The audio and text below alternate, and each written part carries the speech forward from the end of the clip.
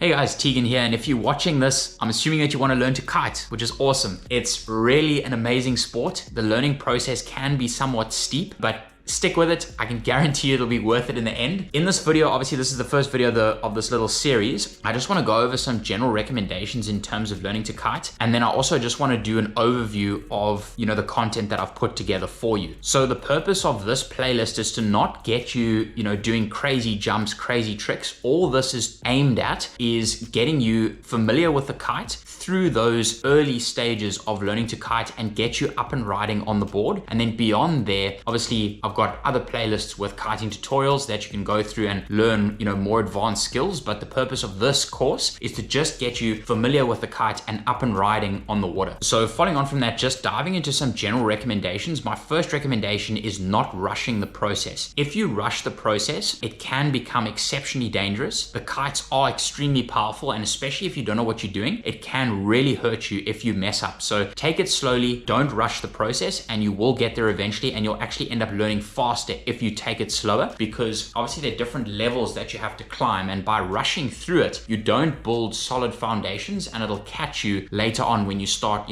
adding in the board, looking to body drag, etc. And that kind of leads into my third recommendation, which is learning the kite first before adding all these other aspects to it, because kiting is 90% flying the kite and 10% everything else in these early stages. So get an understanding of the kite fully before adding the board in. Again, what this will do is it'll create that very solid base understanding, and it'll allow you to build on top of that much faster in the long term. Then just one other note I had here was just as a rough time estimate in terms of how long it takes people to learn the kite and get up and riding. Just as an example for myself, I taught myself to kite, and I just had my brother on the beach helping me, launch and land, etc. And I'd say it took me about almost 40 hours, I'd say, to be up on the board and riding without needing any help. So I guess that gives you a rough estimate, obviously completely dependent on the person, but as a rough estimate, I'd recommend roughly around 40 to 50 hours. Then diving into the actual content of this course, what I'm going to do is I'm going to explain everything to the camera like this. I feel like it's a lot easier and a lot better to explain it indoors so that you can clearly see and hear what I'm explaining. And then obviously I'll overlay different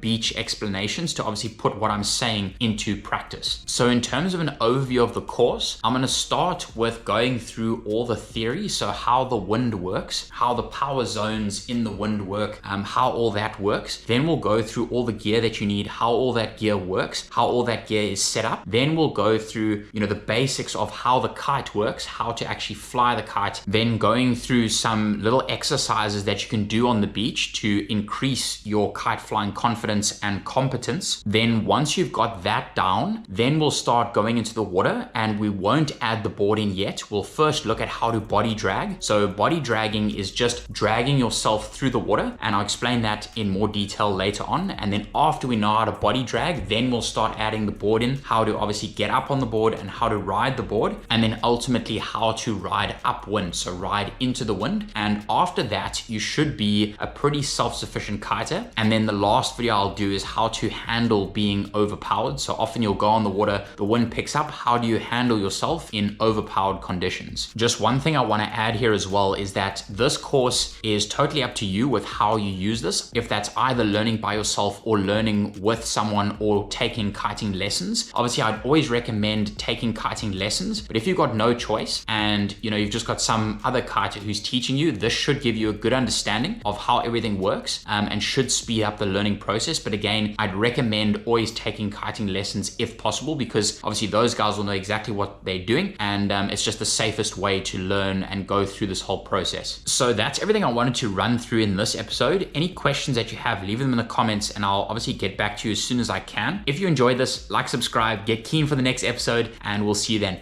Bye for now.